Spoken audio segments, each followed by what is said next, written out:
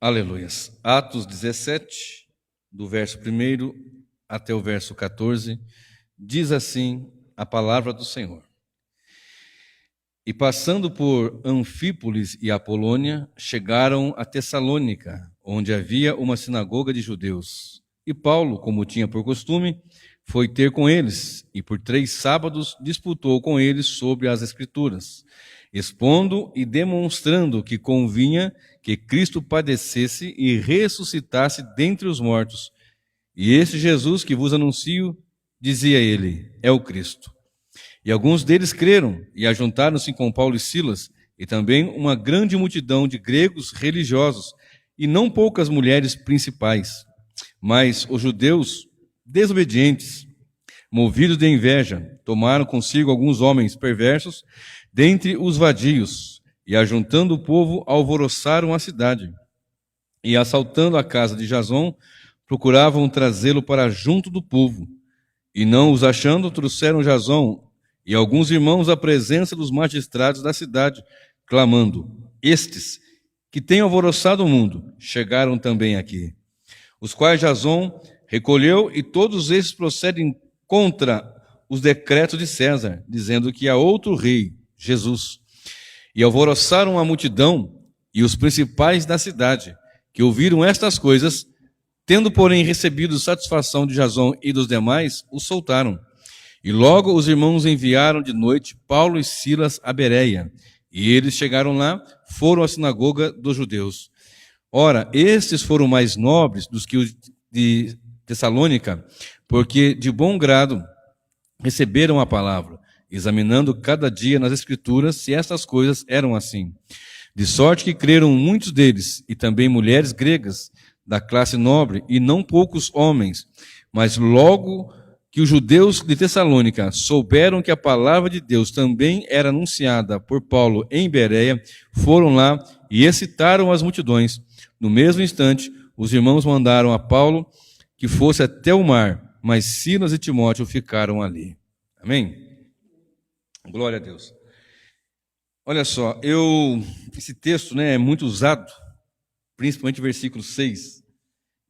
A parte final, Estes que chegaram, estes que têm alvoroçado o mundo, chegaram também aqui. Alvoroçar o mundo, agitar o mundo, depende da versão. Como é que está no senhor aí? Alvoroçaram? Transtornaram. Isso, transtornado, Alvoroçado, transtornado. Algumas versões falam agitado. A minha aqui, essa aqui fala alvoroçado. Eu tenho outras versões que falam agitados. E por conta do quê?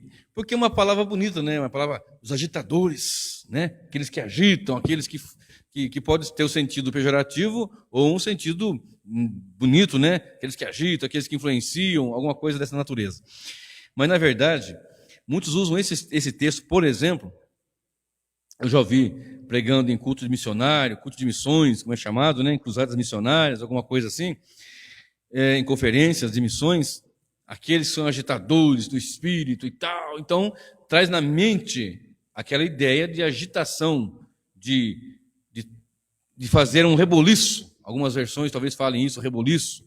A ideia na mente de muitos é esse reboliço. E, na verdade, é um reboliço que acontece mesmo, mas nós temos que entender por que, de fato, o texto traz isso. Eram judeus que estavam aqui reclamando do que Paulo estava pregando, do que Barnabé estava pregando. Aliás, aqui já era Silas. Estavam pregando, estavam anunciando, E de maneira que eles ficaram ali, Paulo e Silas, e uma multidão ali de pessoas religiosas creram, se juntaram com eles e ficaram ouvindo a palavra, mas veio aquela multidão de judeus e foram falar até com a liderança da nação, dizendo o seguinte: olha, falando que Jason recolheu aqueles homens em sua casa e eles procedem contra os decretos de César, levando pelo lado político, levando por essa questão, dizendo que não é só César que é rei, mas também há outro rei, Jesus. Então aquilo houve um grande tumulto na cidade de Tessalônica, uma grande agitação que aconteceu ali. E muitas pessoas estão atrás de agitações, atrás de movimentos, atrás de em alguns lugares até bagunça mesmo. Tem um prazer por bagunça que não tem quantia. O culto, para ser um culto fervoroso, tem que ter pula-pula, roda-roda, cai-cai, porque é agitação. O texto está dizendo aqui. Os que estavam agitados aqui, os que estavam dizendo aqui, estavam apontando que Paulo, Silas, os pregadores do Evangelho, estavam agitando o mundo. Eles estavam transtornando o mundo, causando um reboliço, mas não de pula-pula, de roda-roda, por causa da pregação poderosa do Evangelho, eficaz do Evangelho, que trazia um impacto, e traz, na verdade, fazendo em nossas vidas um reboliço, fazendo em nossas vidas um alvoroço. Quantas pessoas você olha, sabemos disso, que você olha ali, talvez numa situação que ninguém vai dar nada, né, no seu Senhor, e olhamos assim, como é que pode? Aí o Evangelho chega naquela vida, o Senhor opera na salvação, ele é transformado. Há um reboliço na sua família, na sua casa, no seu lar. Só que ali era uma questão religiosa, eles levaram para a questão política. Olha, não é só uma questão religiosa, eles eram terríveis, eles eram homens terríveis. Mas os judeus desobedientes, algumas versões falam que não creram, movidos de inveja. Então nós temos um outro movimento aqui, movido de inveja, movido dessa ira, dessa inveja, tomaram consigo alguns homens perversos dentre os vadios. Na King James está, homens da pior espécie. Na Bíblia King James, né? Homens da pior espécie. E ajuntando o povo, alvoroçaram a cidade. Então, eles alvoroçaram a cidade porque os pregadores estavam alvoroçando também. Eles vinham. Maus. Malandragem, né? Essa aí é a atualizada, né? Homens maus dentro de malandragem. Vem cá. Vamos lá agitar lá. Eles estão agitando. Nós estamos dizendo que aqueles que estão alvoroçando o mundo, chegaram aqui. Então, começaram a alvoroçar também. Me lembrei agora de Moisés, quando, pelo poder de Deus, a sua vara transformou em serpente, os magos de Faraó, isso a gente faz também, transformou a serpente também. E a serpente de Moisés foi lá e devorou as demais outras, né? Então, às vezes a pessoa quer fazer, não, se você faz, a gente faz também. O que eles tinham que fazer era um combate de outra forma, né? Eles continuaram alvoroçando, se fosse uma lógica, né, humana. Mas essa é a grande dificuldade que muitos têm, de esquecer do poder do Evangelho e ficar pensando no poder de outras formas, de outros tipos de poderes. Por exemplo, olha só, com que Paulo e Silas estavam fazendo esse alvoroço? Com que eles faziam esse alvoroço? Eles, porventura, chegavam lá e fizeram um trio elétrico, ou uma passeata, ou uma marcha, né? Fizeram alguma coisa dessa natureza?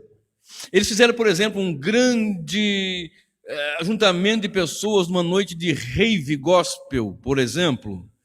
Hoje mesmo eu estava vendo algumas coisas na internet, pesquisando, porque todo homem de Deus, pregador, deve pesquisar muito e constantemente. Eu estava observando algumas coisas ali das pessoas que estão realmente aderindo à moda, ou, como é dito por alguns aí, a tendência dos templos pretos. Não tem nada contra a cor preta. Mas olha, a ideia que passa-se não ser um templo preto. Eu vi uma igreja lá, sem querer criticar, mas criticando, cada um faz do seu jeito ali. Não é que cada um faz do seu jeito, nós temos que fazer do jeito bíblico. Às vezes nós queremos ser politicamente correto, e nessa de ser politicamente correto, nós somos biblicamente incorretos. Essa é uma grande verdade. Cada um faz do seu jeito. O rapaz colocou lá no púlpito, não era um púlpito, era na minha terra chama de latão. Sabe latão? Né? Que uns colocam lixo, outros colocam... Meu pai tinha comércio, ele colocava, na época de festas, para vender no comércio, bar, né? Colocava no latão muita cerveja em garrafa e pó de serra com gelo, porque não tinha mais freezer, então era eu nunca mais vi isso, mas eles faziam isso, aqueles latão grande, e o púlpito era um latão. Aí o trabalho era palavra na lata, né? Fazendo aquela jogada de palavra, né? Na lata, né? Palavra na lata. Então, o público ali, outro faz uma prancha de surf, outro faz, né? Mas a questão é, isto para agitar, para fazer movimentos, para fazer alguma coisa que de verdade vai trazer o efeito que deve ser trazido pela pregação. Vamos ver, observe só comigo, Atos capítulo 7, verso 8. Atos 7. Verso de número 8. Vamos rapidinho, essa parte aqui eu quero ir bem rapidinho aqui, só vou citando assim e já vou seguindo, porque eu tenho muita coisa para falar ainda. Atos 7, verso 8. Perdão, Atos 7, 8 não. 7, 58. Não é 7, 8, é 58. Cadê? Atos 7, verso 58. E expulsando-o da cidade, o apedrejavam. E as testemunhas depuseram as suas capas aos pés de um jovem chamado Saulo. Aqui é a situação de Estevão, que foi apedrejado e tal. E aqui apareceu Saulo na história aqui. Apareceu Saulo. Esse mesmo, que é Paulo, que é Saulo e Paulo, lá na passagem que nós lemos em Atos 17. Os agitadores. Ele apareceu ali. No versículo 1 do capítulo 8, o capítulo 8, primeiro versículo, diz assim: E também Saulo consentiu na morte dele, e fez naquele dia uma grande perseguição contra a igreja que estava em Jerusalém, e todos foram dispersos pelas terras da Judéia e de Samaria, exceto os apóstolos. E uns homens piedosos foram enterrar Estevão e fizeram sobre ele grande pranto. E Saulo assolava a igreja, entrando pelas casas e arrastando homens e mulheres, e os encerrava na prisão. Então Paulo ele tinha essa é uma agitação do mal que ele fazia. Ele consentiu na morte de Estevão. As pessoas que apedrejavam, deixaram a roupa aos pés de Paulo, e ele aqui tomou cartas e saiu fazendo ali um estardalhaço mesmo, inclusive entrando em casas, mulheres, homens, encerrava nas prisões. Era terrível. Agora olha só o que diz Atos 9, verso 1. Atos capítulo 9.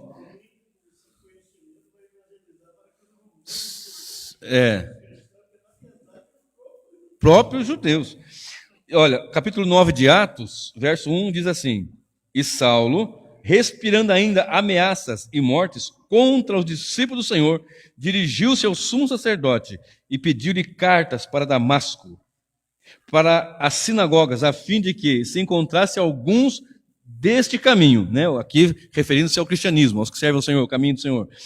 Quer homens, quer mulheres, os conduzisse presos a Jerusalém. Ele ia lá em Damasco, ia pegar o povo cristão que estava lá pregando, adorando, servindo o Senhor, ia trazê-lo a Jerusalém e ia encerrar na prisão. E, logicamente, debaixo de muita aflição. E indo no caminho, aconteceu que, chegando perto de Damasco, já perto do seu destino, já ali nas margens de Damasco, subitamente o cercou um resplendor do céu, de luz do céu, e caiu em terra, ouvindo uma voz que dizia: Saulo, Saulo, por que me persegues? E ele disse: Quem és tu, Senhor? E disse o Senhor: Eu sou Jesus a quem tu persegues. Duro é para si recalcitrares contra os aguilhões. Como é que está na sua versão, Marcelo? Recalcitrar? Na King James está assim... eu ia marcar, acabei esquecendo. Está assim... Não sei o que eu marquei aqui. Está assim, chutar. Como assim? Chutar como na nossa língua, né? Chutar um vergalhão, uma ponta de ferro, alguma coisa assim. Dura para você fazer isso. Aí o versículo 6 diz: Ele, tremendo, atônito, disse: Senhor, o que queres que eu faça? Aquele valentão, aquele homem bravo, aquele homem perseguidor, aquele que assolava, entrava nas casas, tinha a carta dos de Jerusalém, das lideranças, fazia estardalhaço, estava tremendo. Peraí, começou a tremer agora. Agora já começou a tremer na base. Diz o texto, nesse encontro com o Senhor, né, no capítulo 9, versos 5 e 6, teve esse encontro com o Senhor. A Bíblia nos informa que ele perguntou: Quem és tu? Já chamando o senhorio dele, já reconhecendo o senhorio dele. Olha só, diz a palavra do Senhor que nesse encontro ele caiu por terra, ficou cego por causa do resplendor. Ele foi para a casa de um homem chamado Judas, ali em Damasco, e ali ele estava em jejum por 3 dias e orando. Olha a situação que já estava o apóstolo Paulo, que ainda não tinha a denominação de apóstolo, né? Mas nos decretos eternos do Senhor, claro. Já estava ali, prostrado, sem enxergar, na casa de um servo do Senhor Deus, dos quais ele certamente perseguiria lá. Olha bem, uma casa que certamente ele entraria para fazer um estado. É aqui que mora o tal de Judas, que é crente? Espera aí. Já ia meter o pé na porta, né? Mas, chegando lá, foi recebido, estava ali, e o Senhor Jesus dá uma mensagem ali para que Enéas vá até essa casa para orar por Paulo. Aí Enéas fala: Senhor, mas eu estou ouvindo desse homem aí que ele é um homem muito perigoso, um homem que onde chega ele arrebenta com tudo, ele destrói tudo, ele arrebenta, né? Ele diz para Enéas: Numa visão ele viu e entrava um homem chamado Enéas e punha sobre ele a mão para que tornasse a ver. E respondeu, Enéas, não, perdão, Ananias. Ananias, perdão, queridos. Ananias. Senhor, há muitos ouvi, esquece o Enéas, é Ananias. Senhor, há muitos ouvi, é que eu estava lendo aqui no meu esboço, e eu não consigo entender minha letra. Minha letra está em Enéas, mas é Ananias. Senhor, há muito ouvi acerca deste homem. Quantos males tem feito aos seus santos em Jerusalém? Esse homem é perverso. E aqui ele tem poder dos principais sacerdotes para prender a todos os que invocam o teu nome. Disse-lhe, porém, o Senhor, vai, porque este é para mim um vaso escolhido para levar o meu nome diante dos gentios e dos reis e dos filhos de Israel. Dos gentios, dos reis e dos filhos de Israel. E eu lhe mostrarei quanto deve padecer pelo meu nome. E Ananias foi, e entrou na casa, e impondo-lhe as mãos, disse, irmão Saulo, já o chamou de irmão. Aquele que estava com medo dele, aquele Senhor, mas o próprio Deus falando com ele numa visão, Senhor, mas é Saulo é perseguidor. Aí ele já vai, não pode ir lá, porque ele é para mim um vaso, escolhido, pode ir tranquilo. E Ananias foi, entrou na casa, e impondo-lhe as mãos, disse, irmão Saulo, o Senhor Jesus que te apareceu no caminho por onde vinhas me enviou para que tornes a ver e seja cheio do Espírito Santo.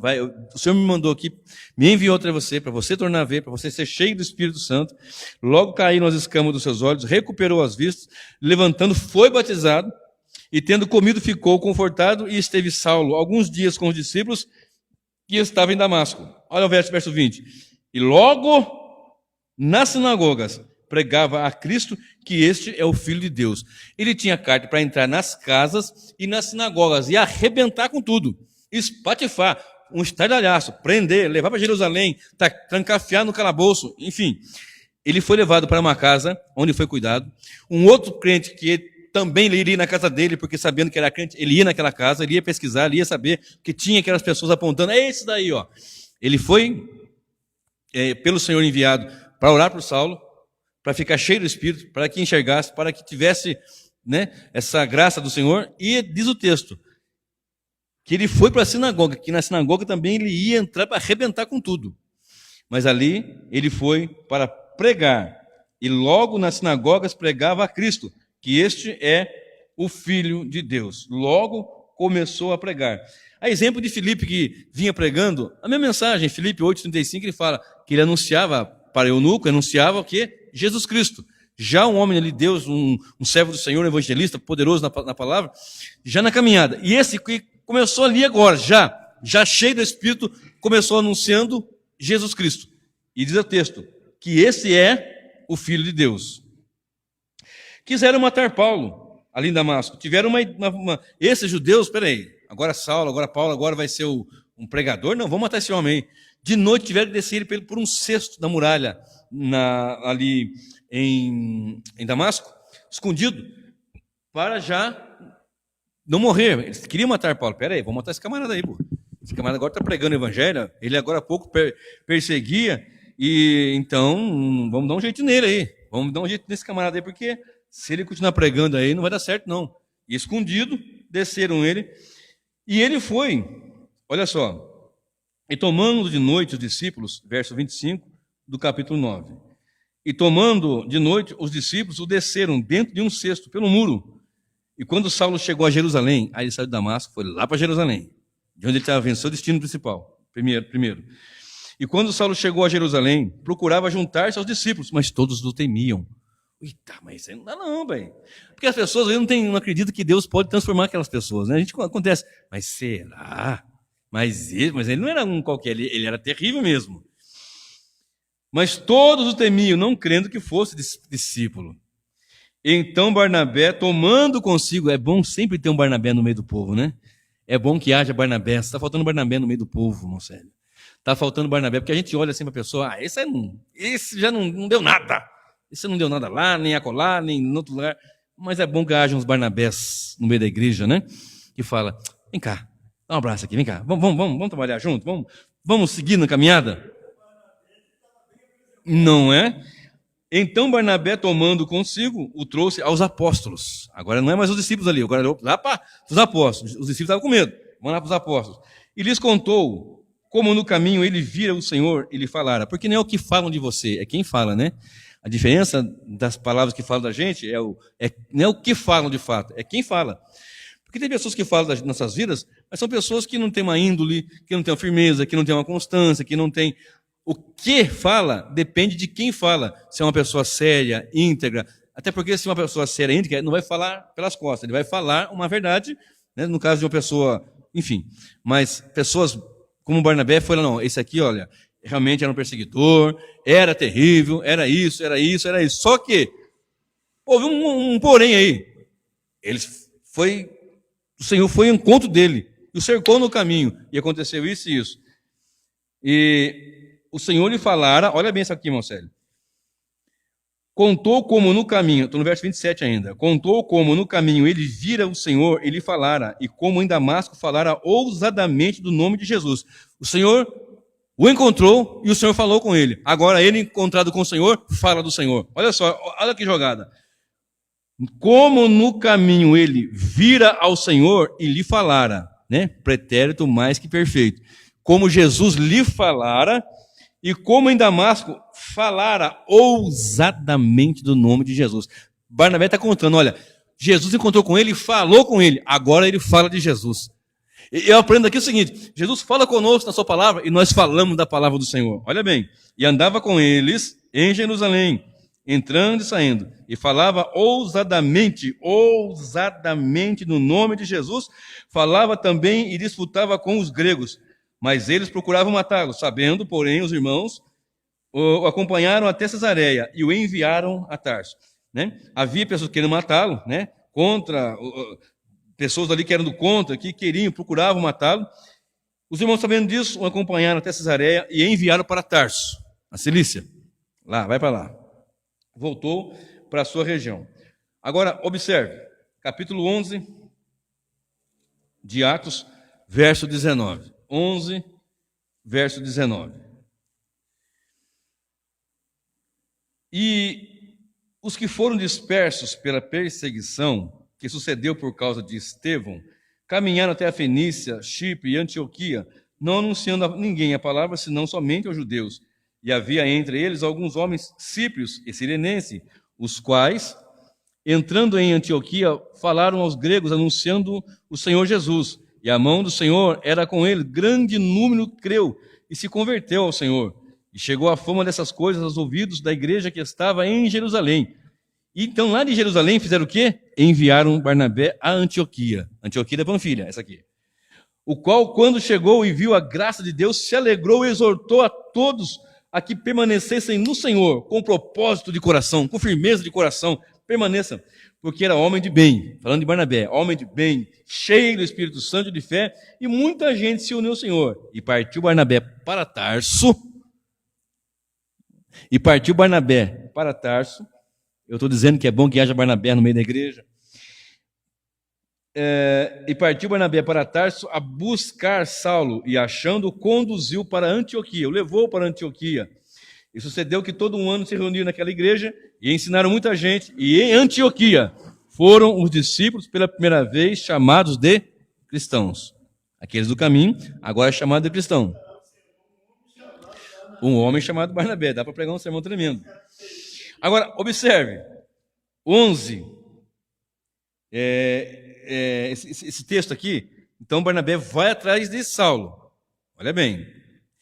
No texto, nós temos aqui, no capítulo 20, no versículo 27 desse mesmo capítulo 11, olha só, eu vou ter que ler rapidinho aqui para contextualizar. Eu tenho tempo ainda. E naqueles dias desceram profetas de Jerusalém para Antioquia. De Jerusalém, a igreja sede, a igreja mãe, digamos assim. Isso, o quartel-general, né? Em nome de Jesus. E naqueles dias desceram profetas de Jerusalém para Antioquia, e levantando-se um deles por nome Ágabo, dava a entender pelo Espírito que haveria uma grande fome em todo o mundo. Isso aconteceu no tempo de Cláudio César. E os discípulos determinaram mandar, cada um conforme o que pudesse, socorro para os irmãos que habitavam na Judéia. O que eles, com efeito, fizeram, enviando-os aos anciãos por mãos de Barnabé e de Saulo. Então a igreja foi socorrida, foi auxiliada pela igreja mãe. E isso foi um trabalho que Barnabé e Saulo fez. Qual foi o trabalho que ele começou a fazer ali? Além de ajudar na pregação e tudo, assistência para os irmãos, assistência para os crentes em Cristo Jesus, aos domésticos da fé. Eles foram lá e começaram a socorrê-los, a ajudar. Agora, pula para o versículo, capítulo 12, e o verso 25. Porque o 12 agora vai contar uma outra passagem. Eu quero pular para o capítulo 12 e o verso 25 que diz: E Barnabé e Saulo, havendo terminado aquele serviço, que serviço? Esse, de levar os mantimentos, cumprindo a sua missão, isso, cumprindo a sua missão, terminado aquele serviço, cumprida a sua missão, voltaram de Jerusalém, levando também consigo a João, que tinha por sobrenome Marcos. Muito bem. Então, terminando aquele serviço, eles voltaram, e agora está mais um companheiro, que é João Marcos, né? Muito bem. Agora pula comigo lá o capítulo 13 de Atos, verso 1. Atos 13, verso 1. Olha só o que diz a Sagrada Escritura. E na igreja que estava em Antioquia, havia alguns profetas e doutores, a saber, Barnabé e Simão, chamado Níger, e Lúcio, Cireneu e Manaém, que fora criado com Herodes o tetrarca, e Saulo. E, servindo eles ao Senhor e jejuando, disse o Espírito Santo: Apartai-me a Barnabé e a Saulo para a obra que os tenho chamado. Então, jejuando e orando, e pondo sobre ele as mãos, os despediram. Primeira viagem missionária, correto? Então, depois de um trabalho, depois de enfrentar certas situações, tentativa de até contra a sua vida, e era já notório que o Senhor disse para ele que ele ia padecer muito, né? O Senhor falou para Enéas, né? Olha,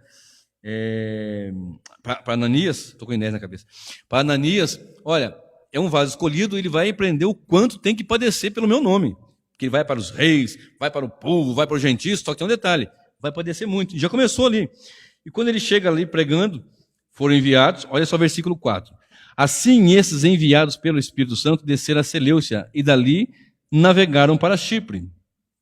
Aí, pula o versículo 6, havendo atravessado a ilha até Pafos, acharam um certo judeu mágico, falso profeta, chamado Bar Jesus, o qual estava com o procônsul Sérgio Paulo, homem prudente. Este, chamando a si Barnabé e Saulo, procurava muito ouvir a palavra de Deus. Já no trabalho missionário que eles estavam, tinha alguém interessado, querendo ouvir, porque tem gente com fome na palavra, embora nós tenhamos sofrido muito isso, mas tem gente com fome, né?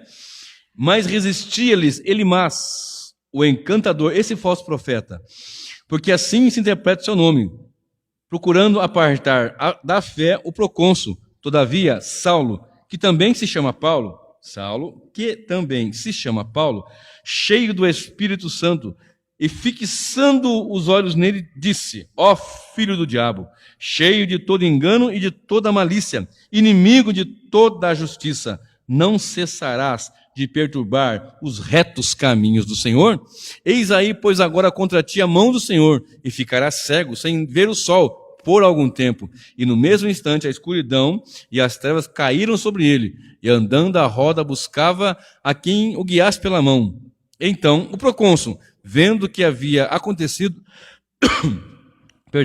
creu maravilhado na doutrina do Senhor. Então já chegou, já veio as trevas se levantando, ele foi lá pregar, anunciando, alguém interessado, mas tinha um infeliz, um tal de Elimas ali, um encantador, um falso profeta, o Bar Jesus, aquele homem que queria atrapalhar tudo, e o Senhor usou a graça, com graça o seu servo, de maneira que ele disse: olha, filho das trevas, né? Filho do diabo, cheio de engano, não cessarás de perturbar os retos caminhos do Senhor, vai ficar cego agora.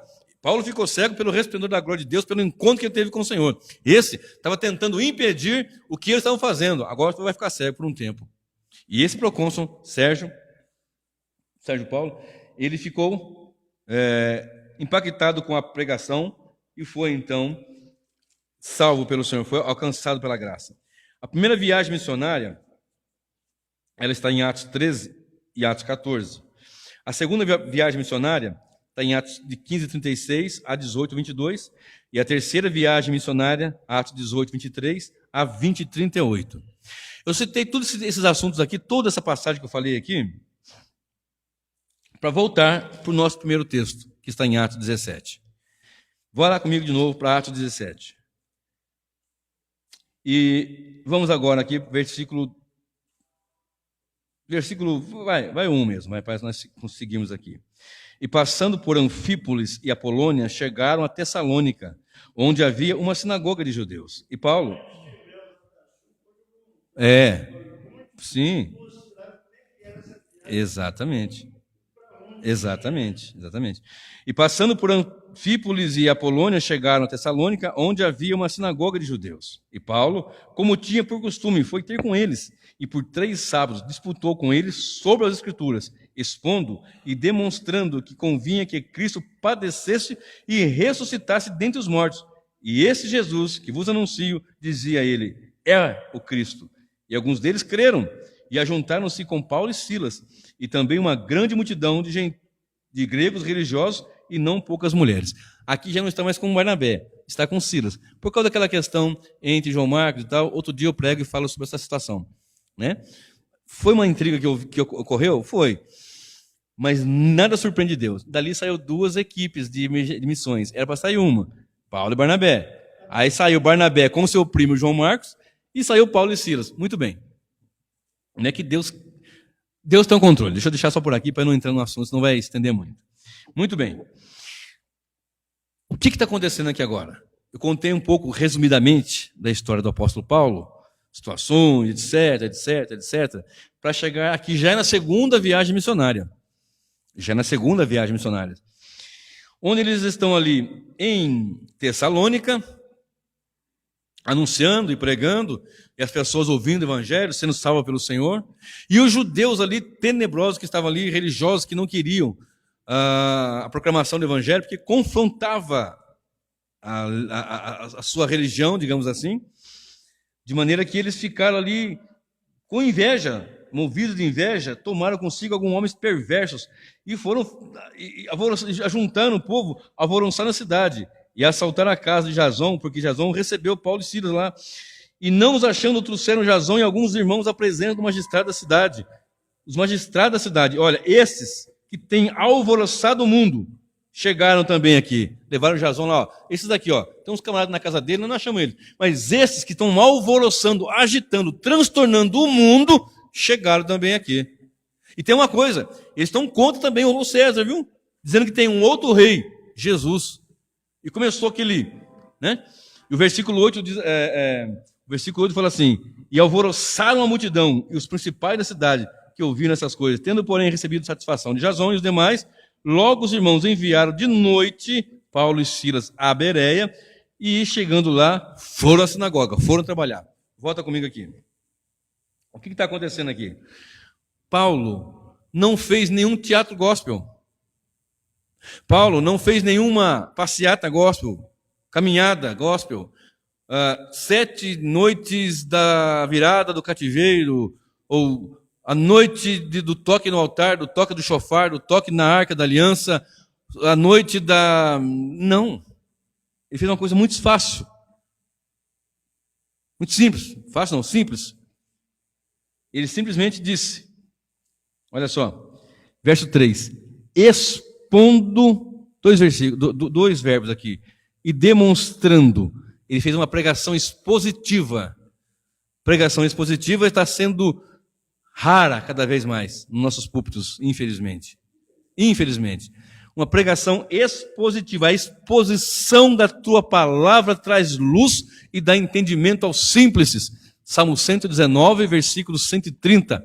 Ele estava apenas expondo a palavra. Charles Haddon Spurgeon, considerado como o príncipe dos pregadores, um homem de Deus, ele pregava muito, mas com graça, com poder, expondo a palavra.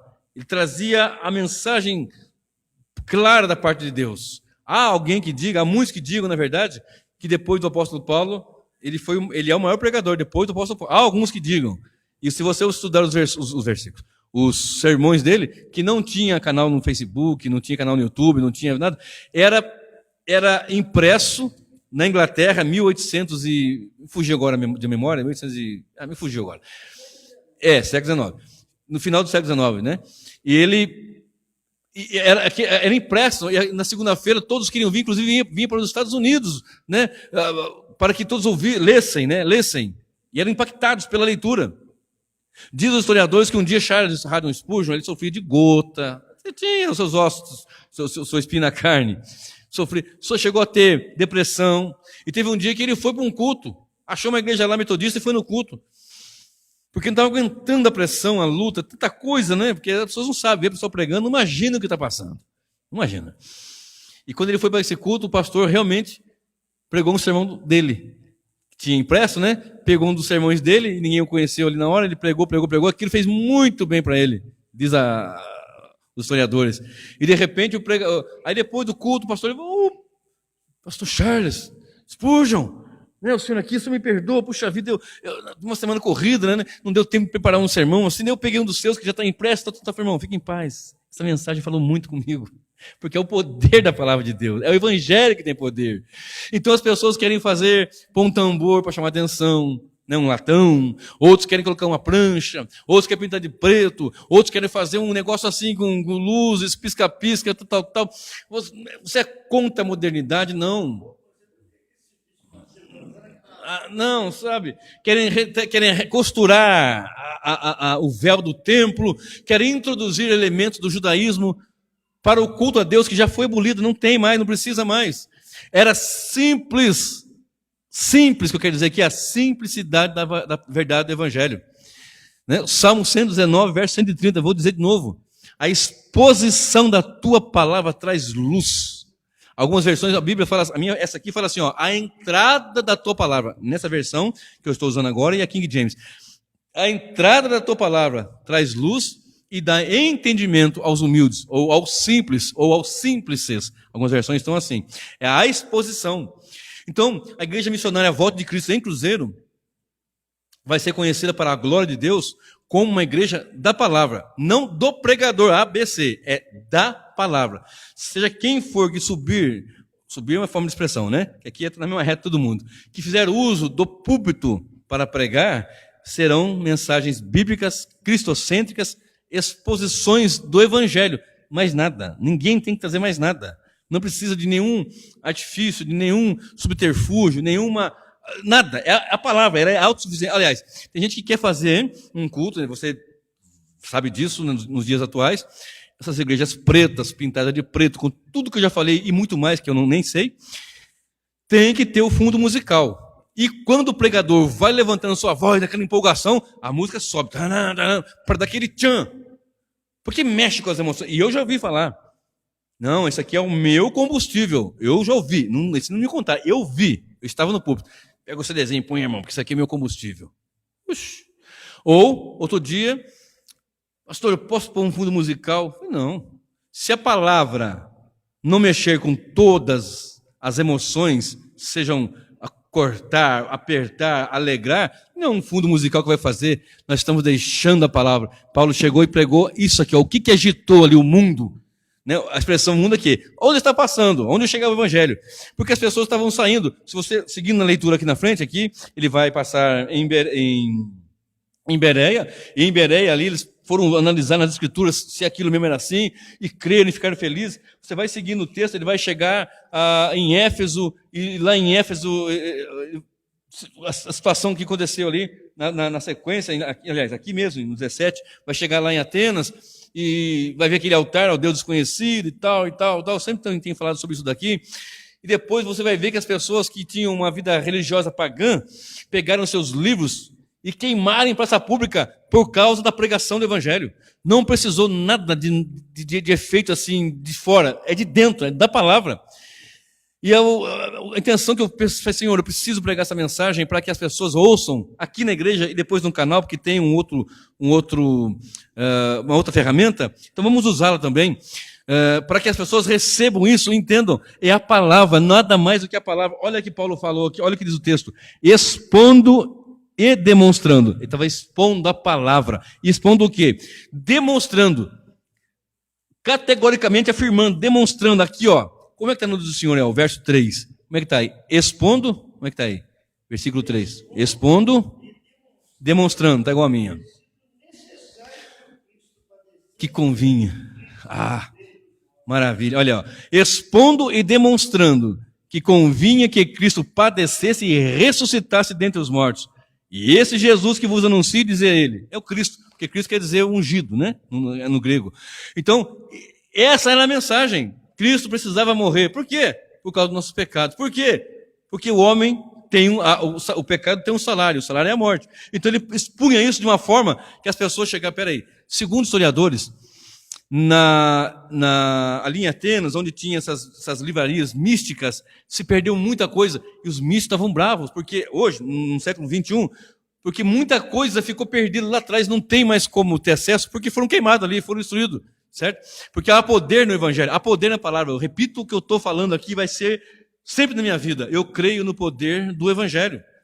Então nós não vamos ser uma igreja que pode não ter, como muitas igrejas têm, se nós tivermos condições de ter um ônibus, uma van, glória a Deus por isso, fazemos votos que Deus nos abençoe, que assim seja. No entanto, o principal ali é uma igreja que se prega o Evangelho.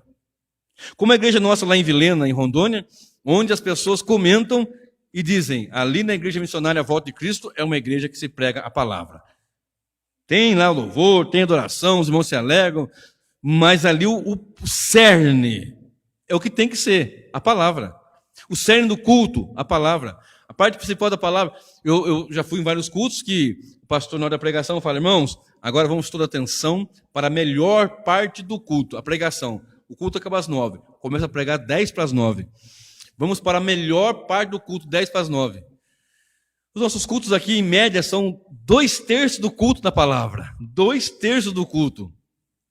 E não vai conseguir ficar aqui, quem não for trazido pelo Espírito Santo, amante da palavra, apaixonado pela palavra, desejoso da palavra, não vai aguentar. Porque é Bíblia no domingo, é Bíblia na terça, é Bíblia na quinta, é Bíblia domingo de manhã, como diz a minha esposa. Alguém pergunta, que dia é o dia de ensino na igreja lá? Mas todo culto lá é ensino. Todo culto você aprende. Num dia tem ensinamento disso, no outro dia tem daquilo outro, né? Agora, olha bem, expondo e demonstrando com o que ele agitou ali? Com a pregação do Evangelho. Tem pregadores hoje que não lê sequer o texto. Ou faz uma graça, né? Abramo-nos, nem o português fala, aí quer falar bonito, né? Abramo-nos a palavra do Senhor. Vamos laurear, eu nem sei o que é laurear. Vamos laurear abre a Bíblia, vamos pregar a palavra. Eu me recordei agora aqui, para a honra e glória do Senhor, uma ocasião que eu estava pregando numa cidade, e o irmão que foi, junto com mais um outro irmão, um outro pastor, um evangelista, uma coisa assim, ele falou assim, rapaz, poxa, que mensagem boa que você pregou hoje, foi toda a honra seja dada ao Senhor, né?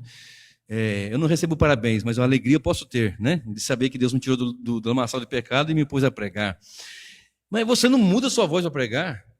Não, é por quê? Não, porque o povo está mudando a voz, né? Eles fazem eita, não sei o quê. Não, você entendeu? Não precisa mudar o tom da voz. Claro, quando você fala em público, você fala uma entonação por causa da expressão de pregar. Mas eu estou falando de enfeitar, de fazer um teatro, fazer moda. Com o quê? Com a ênfase de trazer o povo. Não, o povo vem pelo Espírito através da palavra dele. O povo se firma através da pregação do Evangelho. Aliás, o povo se firma e da mesma forma o povo não se firma pela mesma coisa, pelo mesmo motivo, pelo poder do Evangelho. Como assim, pregador? Como assim, pastor? Os que vierem vão se firmar pelo Evangelho.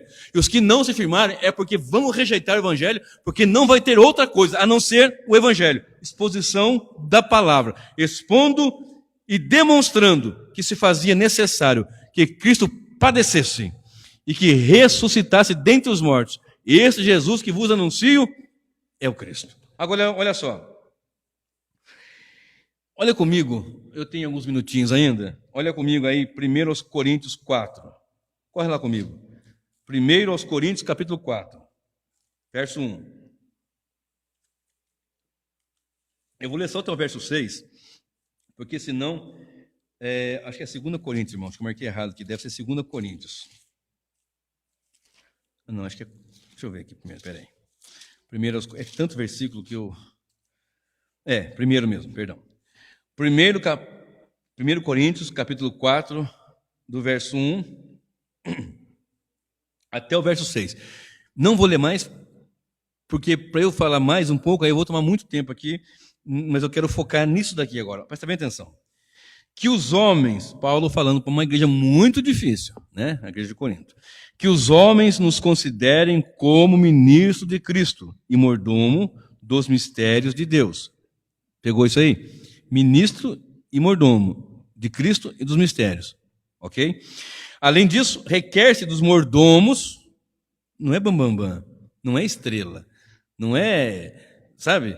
Chegou agora o homem do raio-x no olho, o homem da tatatá que não sei o quê, né? Não, chegou o mordomo aí, ó. Dispenseiro. Talvez esteja na sua Bíblia dispenseiro. Além disso, requer-se dos mordomos que cada um se ache fiel. Todavia, a mim muito pouco se me dá de ser julgado por vós ou por algum juízo humano. Nem eu, nem tampouco a mim mesmo me julgo. Porque em nada me sinto culpado, mas nem por isso me considero justificado, pois quem me julga é o Senhor. Portanto, nada julgueis antes do tempo até que o Senhor venha, o qual também trará à luz as coisas ocultas das trevas e manifestará os desígnios dos corações, e então cada um receberá de Deus o louvor. Né? E eu, agora versículo 6, e eu, irmãos, apliquei essas coisas por semelhança a mim e a Apolo, por amor de vós, para que em nós aprendais a não ir além do que está escrito, não vos ensoberbecendo a favor de um contra o outro. Se eu vou pegar tudo aqui para falar de cada versículo aqui, mas vamos passar umas 5 horas aqui. Equidade. Olha bem, a palavra mordomo, como é que está na sua versão aí? Está mordomo mesmo? Versículo 1. Que os homens nos considerem como ministros de Cristo. Despenseiros. A minha fala mordomo, dispenseiro, mordomo. Que cuida, o que serve, que está ali, pronto, etc. Então, observe. Que coisa tremenda. E ele vai ensinando, vai falando algumas coisas aqui para a igreja. Claro que eu não vou dar tempo de entrar em todo o contexto, mas era uma correção aqui. O livro de Coríntios, a carta a Coríntios, correção mesmo. E quando chega no versículo 6, olha isso. E eu, irmãos, apliquei essas coisas por semelhança a mim e a Apolo, um outro pregador, servo de Deus, por amor de vós, para que no exemplo que vocês têm em nós, os apóstolos, os pregadores, os que estão ali na luta, para que em nós aprendais a não ir além do que está escrito, não vos ensoberbecendo a favor de uns contra outros. Olha só, irmão Célio, eu tenho observado uma coisa muito triste nesses tempos, não de hoje, há muito tempo. As pessoas sequer lerem a palavra, meditarem na palavra, não conhecem nada de doutrina, conhecem fragmentos de doutrina, haja vista que nós estamos aprendendo todos os dias, mas conhece fragmento de doutrina, muitas dessas doutrinas já misturadas com muita coisa, vou falar um pouquinho daqui a pouco, e querem trazer outras coisas ainda além disso. Por exemplo, não, pastor, eu li não sei na onde, eu ouvi não sei de quem, que vai ser assim, vai ser assado, que não sei o que não sei o que lá. E nem a palavra ele tem. E ainda você vai anunciar, vai expor a Cristo, vai expor a palavra. Nós lemos lá em 17 de Atos, o que Paulo está fazendo aqui é o seguinte, olha só. Se você voltar para o versículo de número 2, e Paulo, como tinha por costume, foi ter com eles, e por 3 sábados disputou, uma disputa mesmo, disputou ali com eles sobre o evangelho, contra os judeus. Ele, não é isso, e Paulo aqui, ó, não está aqui, não é isso. Arrazoou, disputou com eles sobre as escrituras. Porque as pessoas não têm a palavra e querem ir além da palavra. Uns até conhecem um pouco de doutrina, mas querem ir além. Pesquisar, buscar, orar é importante demais. Mas isso na palavra, nada além da palavra. Paulo impactou. Não, foi o Espírito Santo que usou ele para impactar todos aqueles lugares, Paulo, Silas, a pregação, o evangelho.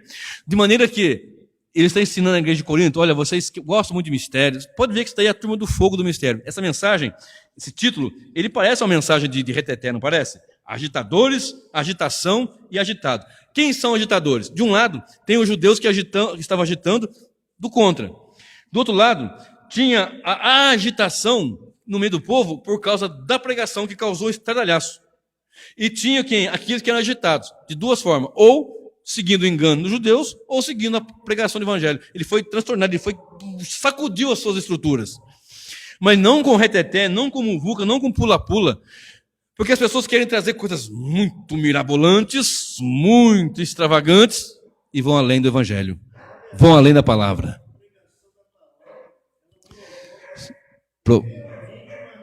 Sim, exato.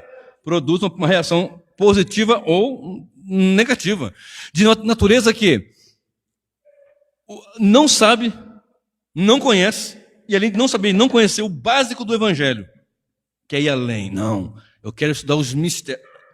Olha aqui, que os homens nos considerem como ministro de Cristo e mordomo ou dispenseiro dos mistérios de Deus. Você quer mistério? Palavra de Deus, evangelho. Não, pastor, é porque eu tive um sonho. É porque eu vi um negócio. É porque eu vi que vai ser que não sei o quê. Fica na palavra. Observe comigo agora. Eu não vou ler, mas lá em João 3, verso 12, para Nicodemos, o Senhor fala para ele: olha, Nicodemos, se eu falo de coisas terrenas, você não entende? Quanto mais se eu falar das coisas celestiais. Se eu aprofundar aqui, e é um mestre, você era um mestre, ele não está falando, é mestre da lei, era mestre. Se você é mestre em Israel e não conhece essas coisas, sabe? Aí as pessoas aí começam a fazer aquela história. Então, nós não podemos confundir ativismo com movimento espiritual. As pessoas estão confundindo muito hoje um ativismo com movimento espiritual. E as pessoas estão vendo templos lotados, mas não é, muitas vezes, um lugar que as pessoas estão cheias do Espírito Santo. Então, o que está escrito em Romanos 15, verso 4? Vamos lá comigo? Romanos capítulo 15, versículo 4. Eu quero ver se eu consigo encerrar em mais 10 minutinhos. Romanos 15, versículo 4, diz assim a palavra do Senhor. Porque primeira... cadê? 15, pulei aqui, ó. Romanos 15, 4. Falei Coríntios, né? Romanos 15, 4. Romanos 15, verso 4, diz assim: porque tudo que dantes foi escrito, para o nosso ensino foi escrito, para que pela paciência e consolação das Escrituras tenhamos esperança. Paulo está nessa carta, ele está se referindo à Escritura mesmo, ao Antigo Testamento, porque não tinha ainda o cânon do Novo Testamento. Os 27 livros que nós temos não tinha. Então ele está dizendo, porque tudo quanto dantes foi escrito, para o nosso ensino foi escrito, para que pela Escritura, para que pela paciência e consolação das Escrituras tenhamos esperança. Então tudo foi escrito. Então o que tudo aqui? Gênesis, Êxodo, Levítico, Número, Deuteronômio. Aí vai, né? Para o nosso ensino foi escrito. Não, ele quer pegar uma outra coisa. O camarada quer pegar coisa do Alcorão, quer pegar coisa de Buda. Você já viu isso, pastor, irmão Célio? Às vezes na internet a gente entra ali, o crente colocando lá, uma frase interessante, tá bom, mas tem tanta coisa na palavra, tem tanto versículo, meu Deus do céu, uma igreja, um cristianismo sem Cristo, uma igreja sem a pregação, onde vamos parar com isso? As pessoas querem movimento, querem mistério. Não quero mistério. Eu estou vendo aqui não viu hoje na internet? Hoje não, né, no dia a dia. O que tem de live, já me fala, pastor, faz live. Vai lá, que trem é esse? Fazia tempo que estava sem Face, fiz o Face para a igreja faz um mês, mais ou menos. Faz live, que trem é esse? Aí fui ver toda a live. Aí fui ver o que tem de profeta profetizando nessas lives aí, e fica na sua casa ali, uma multidão de gente entrando, pastor, olha por mim, sou eu mesmo. E pregação, evangelho, Bíblia, nada. Exposição da palavra, o povo não aguenta, não quer, não suportam. Observe. 2 Timóteo 3, 16, 17. 2 Timóteo 3, 16, o verso 17. 2 Timóteo. Toda a Escritura é divinamente inspirada e proveitosa para ensinar, para repreender, para corrigir, para instruir em justiça, para que o homem de Deus seja perfeito e perfeitamente instruído para toda boa obra. Toda a Escritura, ela é perfeita. Se aquilo que está na palavra é um preceito da lei que não cabe para hoje, por exemplo, sacrificar um cordeiro, não cabe para hoje, mas tem um ensinamento, porque tudo que antes foi escrito, o cordeiro é Cristo. Ah, mas não vamos fazer a arca da aliança, não, a arca de Noé hoje? Não, mas a tipologia apresenta Cristo. Ah, mas não tem que fazer arca. O que tem de arca, se você for na Conde de Sarzedas, lá em São Paulo, você vai ver a arca de tudo quanto é tamanho. Arca da aliança, réplica, não sei se de madeira, de plástico, de tudo quanto é tamanho. E o povo quer lá e quer tocar, quer benzer, quer, sabe? Mas a palavra, isso impactou, não só ali em Tessalônica, como em Bereia, como em outros lugares, mas impactou o mundo no geral. Os grandes pregadores do século 13, 14, 15, 16, século 18, homens de Deus, cheios da palavra, cheios do Espírito Santo, pregavam a palavra. Olha só. Observe, lá em Jeremias 23, verso 29, diz assim: não é minha palavra como um fogo, diz o Senhor, e como um martelo que esmiuça a rocha, a penha. Então eu quero fogo, palavra. Não, eu quero poder, eu quero arrebentar. Palavra. Ela é fogo, ela é martelo. Dispenseiro dos mistérios de Deus. Aqui que os homens não consideram. Meu Deus, que, né? Eu fico louvando ao Senhor pela bondade de me escolher para pregar. De verdade, um caipira mesmo, que sai lá no meio do mato, de uma cidadezinha que nem no mapa não tem dificuldade na língua para falar, e mesmo assim, ele vai lá e prega. Mas, Senhor, eu estou aqui lendo um texto, daqui a pouco, eu estava lendo sentado no meu sofá ali hoje, com a minha esposa, com as Bíblias assim, daqui a pouco ela já sabe como é que eu sou, né? Ah, é isso, e sai correndo para o meu sermonário lá, para outra mensagem que eu vou montar ainda. E sai correndo. É isso. Ah, ela só olha assim. Ah, tá. Ela já entende, já sabe. De repente eu estou quieto, parado assim. Ela até não mexe comigo. Estátua. Nem pisco.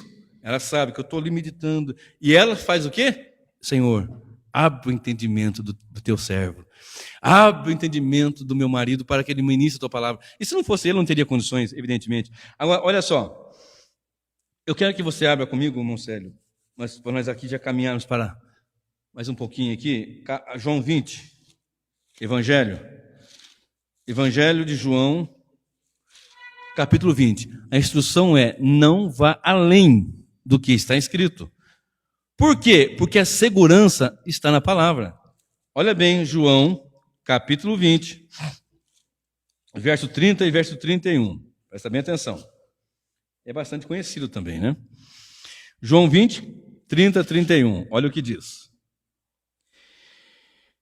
Jesus, pois, operou também em presença de seus discípulos, aqui já no final, né, do livro e do seu ministério aqui na terra, antes de ser assunto aos céus.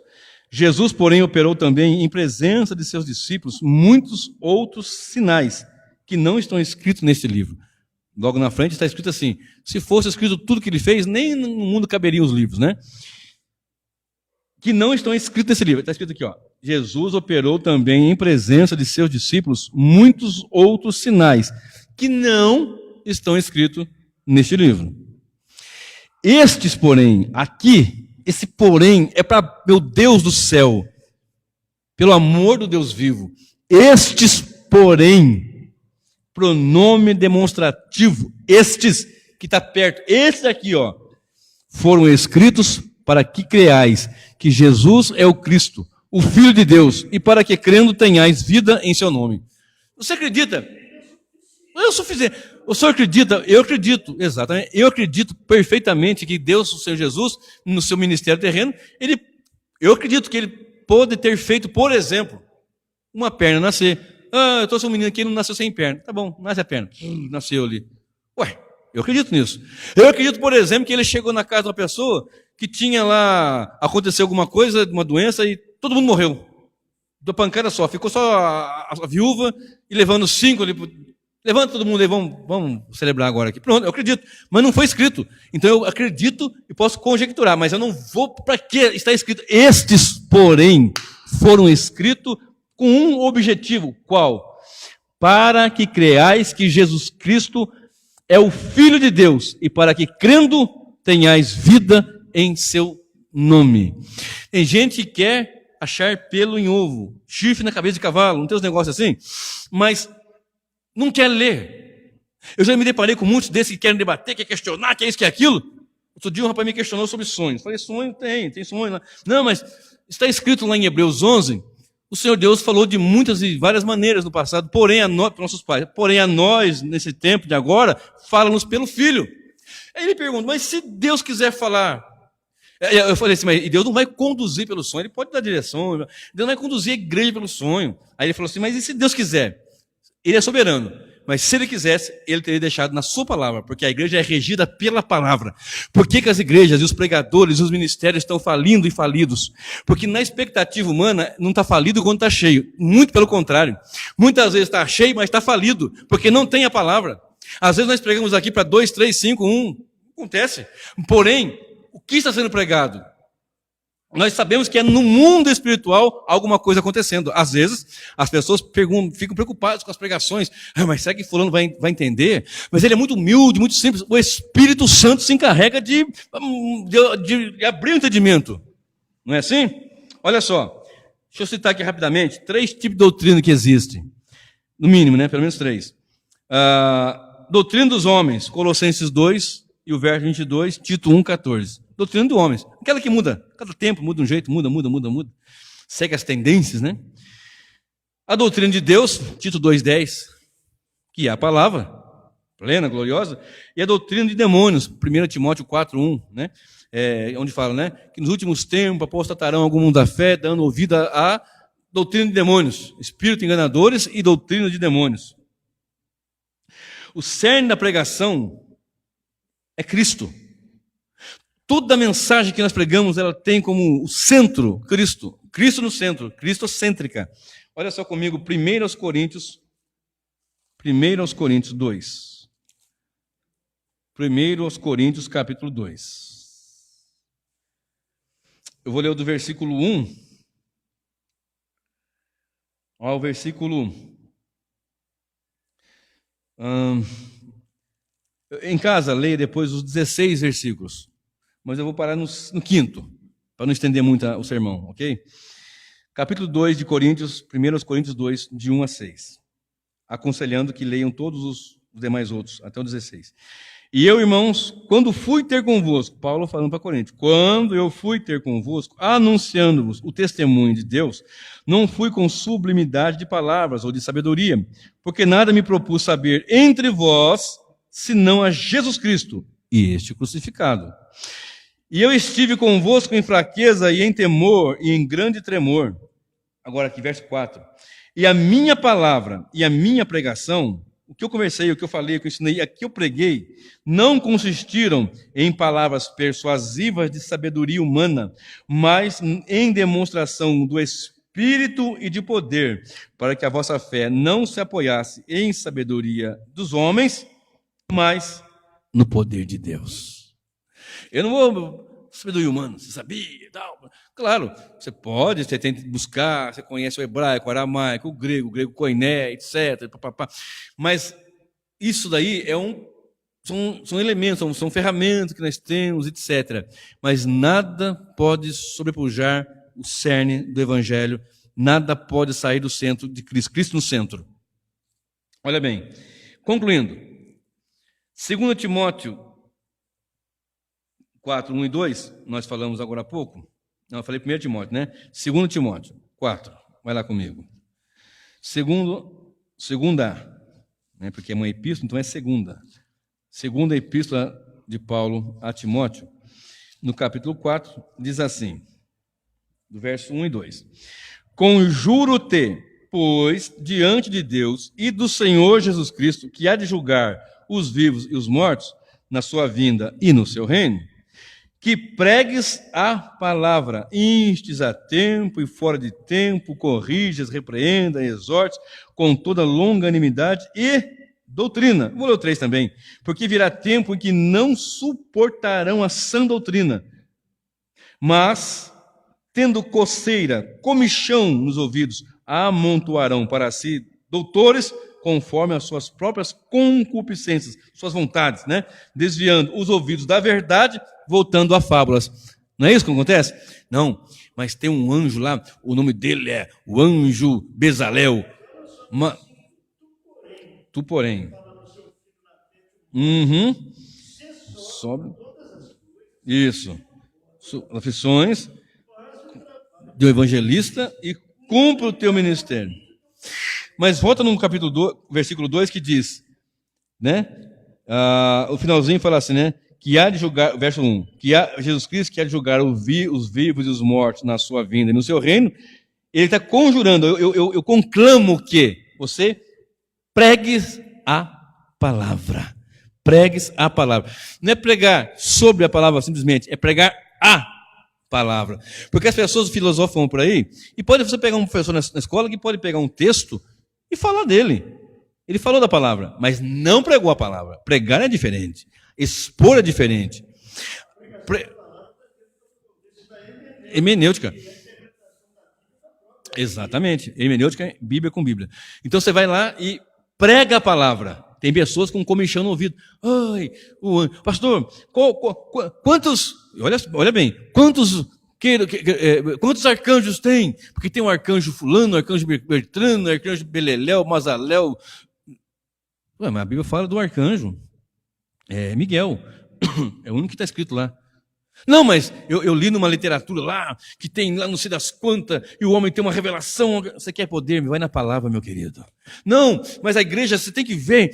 Chegou um lá, rapaz, chegou uns lá, que é um negócio tenebroso. Rapaz do céu, você tem que ver o que eles falam. O negócio é tremendo, eles trouxeram Bíblia. Não, falaram um pouquinho também, mas trouxeram. Não, então não importa, então não serve. Pregues a palavra. Por quê? Olha só, Tito 1, vai lá comigo, do ladinho, só botar umas folhinhas aí. Tito, capítulo 1 e o verso 9. Tito, capítulo 1, depois de 2 Timóteo, o verso 9. Olha só, toda a instrução, leia depois, né? Claro.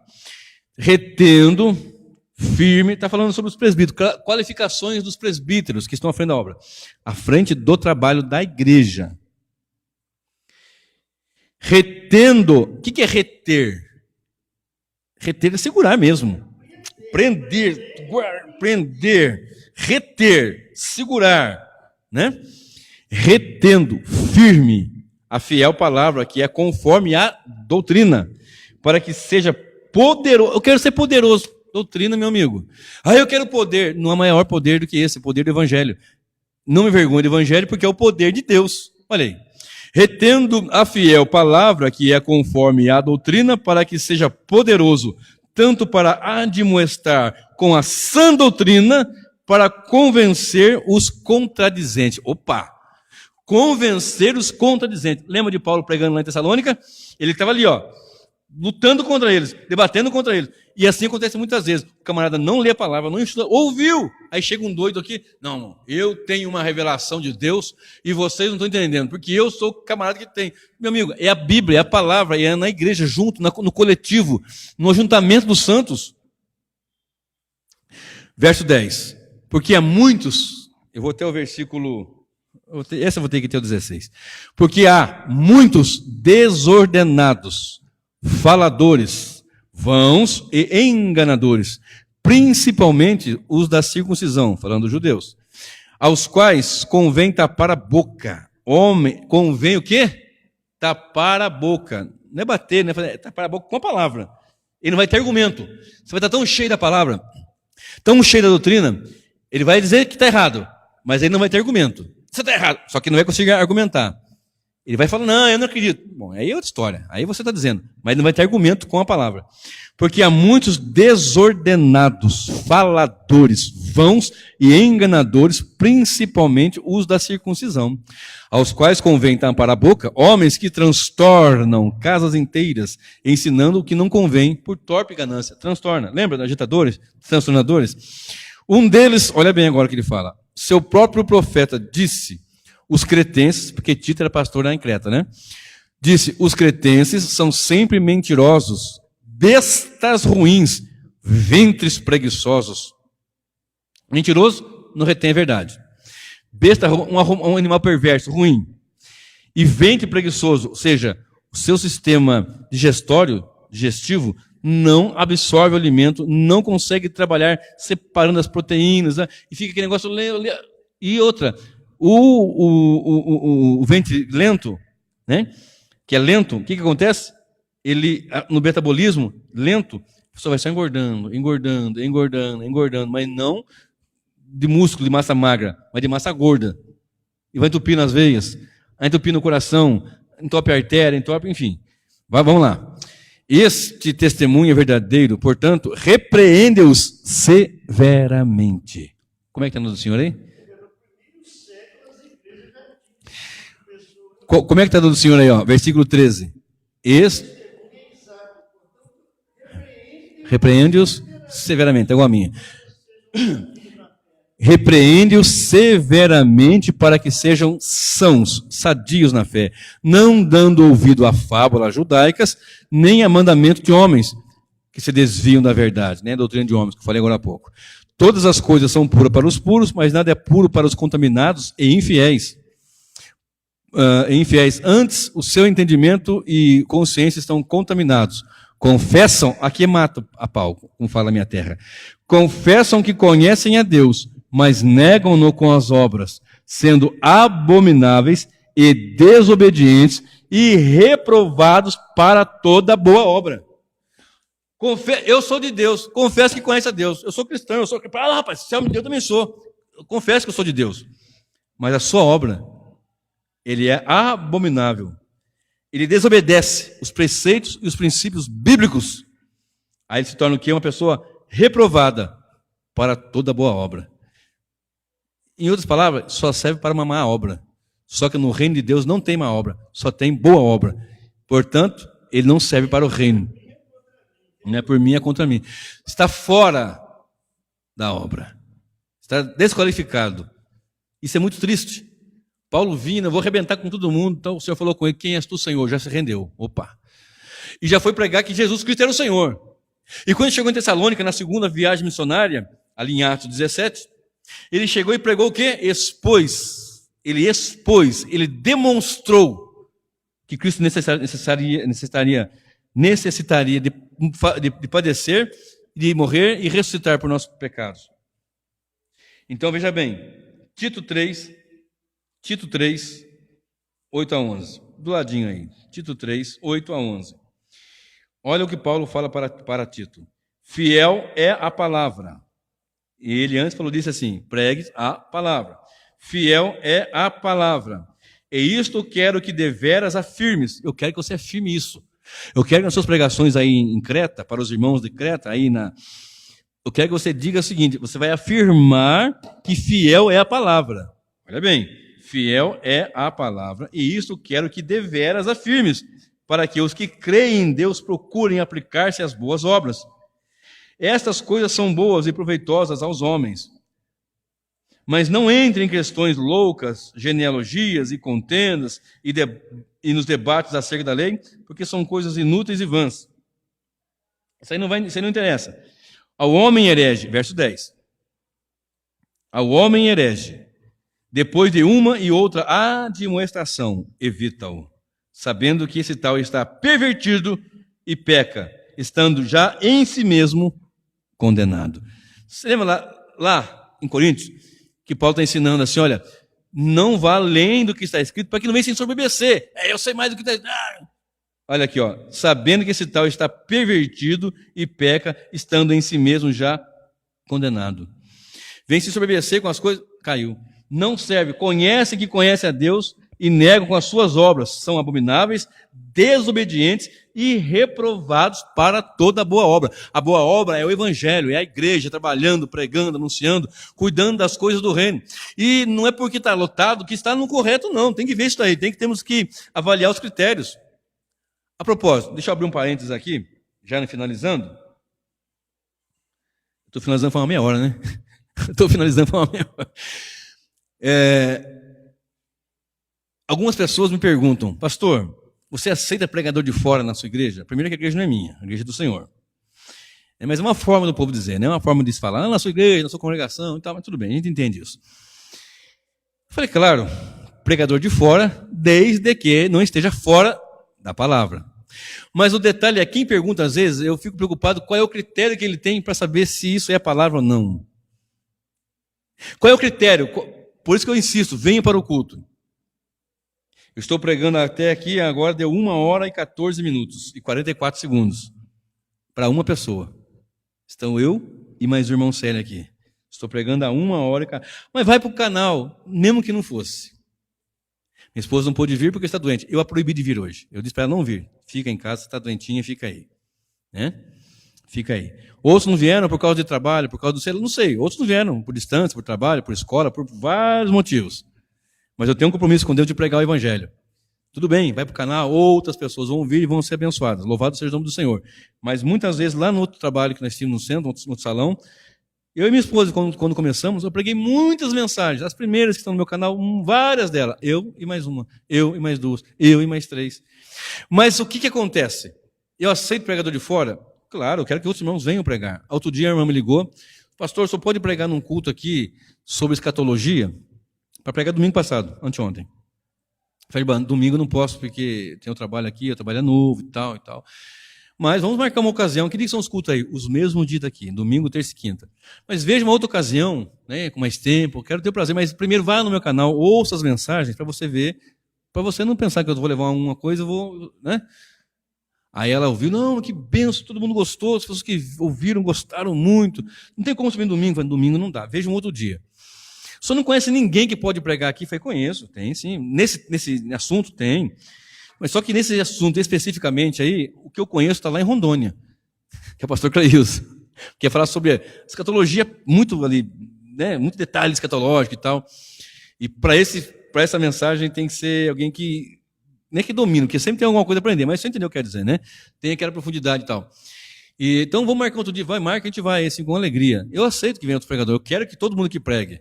Quero que os novos que estão chegando preguem, mas tem que pregar nesses termos. A palavra. A palavra. Fiel é essa palavra. Então, o que acontece? Por que pregues a palavra? Para fazer o quê? Porque há contradizentes, como nós lemos aqui, né? Há aqueles que são contradizentes, não conhecem, não estudam, não meditam, jamais. E quando você chama no culto, vamos ler aí o versículo, não sabe nem onde está. Fica perdido. Não estou falando de crente novo, convertido, não. Estou dizendo de que é obreiro. Estou falando de obreiro. Salmo 119, de novo vou repetir. A exposição da tua palavra traz luz e dá entendimento aos simples. Agitados por quem? Duas perguntas eu quero deixar para o final aqui. E qual a agitação? Agitados pela uma mentalidade corrompida, herege, faltosa com a verdade, de um ventre que não produz porque não recebe um bom alimento, recebe bom alimento, mas não produz. O ventre preguiçoso pode dar o melhor alimento que der para ele, não vai. Sempre está raquítico, sempre está fraco, porque o ventre é preguiçoso, o metabolismo é lento, o metabolismo não funciona direito. Foi uma linguagem figurada que Paulo usou ali para Timóteo, para Tito.